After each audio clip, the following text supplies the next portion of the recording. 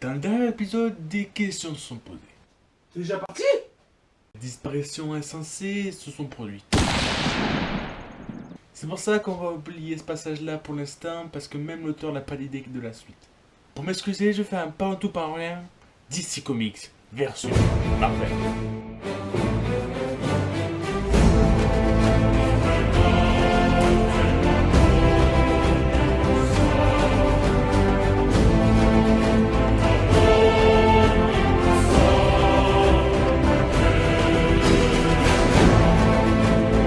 Cette vidéo va avoir beaucoup de choix personnels, des réponses personnelles. Pour moi, DC Comics est mieux que Marvel parce que DC Comics a un regard plus sombre et un truc plus pour les adultes.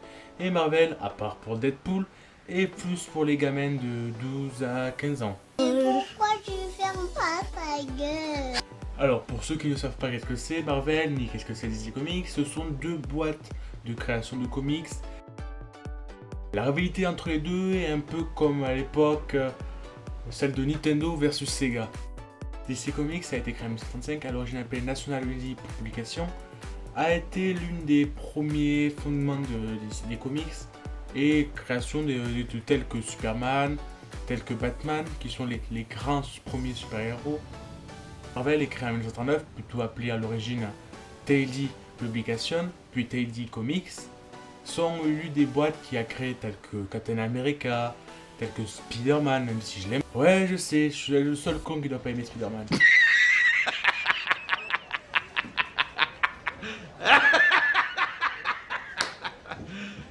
You serious? Oui, lui aussi. Bon, on doit être deux cons en fait. Je dis ça, mais j'adore Marvel. Marvel, pour moi, c'est un très bon comic. Même mes préférés comics sont de Marvel. Mais... Je préfère DC.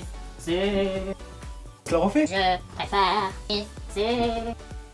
Allez, encore. Je Pour être équitable avec les deux, je vais donner un point fort de chaque côté et un point faible de chaque côté. On va commencer par Marvel pour le point fort.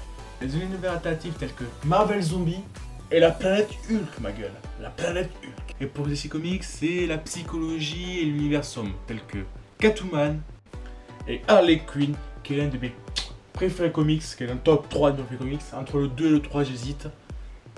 Qui est un de ces putains de masturbation neuronale, comme je l'avais dit une fois. Ce soir, branlette. Quand le tome 3 sera sorti, je vous ferai un plan tout par lien sur le 1 et le 2. Et les points négatifs pour Marvel, c'est plutôt son univers un peu trop gaminisé, un peu trop pour tout public. Bon, excepté pour Deadpool, ou pour certains passages d'univers alternatifs. Mais après, on peut pas se dire que l'univers est s'il y a 90% qui sont gaminisés et 10% qui ne le sont pas. Et pour DC Comics, c'est plutôt son manque d'univers alternatif. Marvel en a une chier et c'est bien exploité, DC Comics en a tellement peu et il a du mal à l'exploiter. Après, Marvel et DC Comics se ressemblent énormément, on peut pas le nier. Il y a toujours un fou dangereux, à moitié fou, quand on a une psychologie de malade. Exemple pour DC Comics, on a le Joker. Et pour Marvel, on a Deadpool. On a aussi la fameuse équipe réunissant les héros de plein de comics différents, de grands univers différents en un seul. Pour prouver Marvel, il a les Avengers. Et DC Comics a la Ligue Justice. Bon allez, la phrase d'habitude, abonne-toi, like. Bon, j'en ai marre.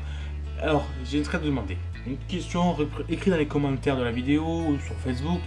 Quel super-héros rêverais-tu d'incarner? Je te laisse écrire sur les commentaires. Allez, c'était Julien Le pour vous servir. Et... Je préfère DC.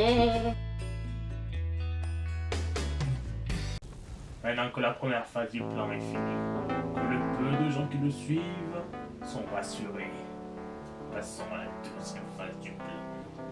Le jugement. Soldats, apportez-moi le prisonnier. Qu'on le juge sur le champ.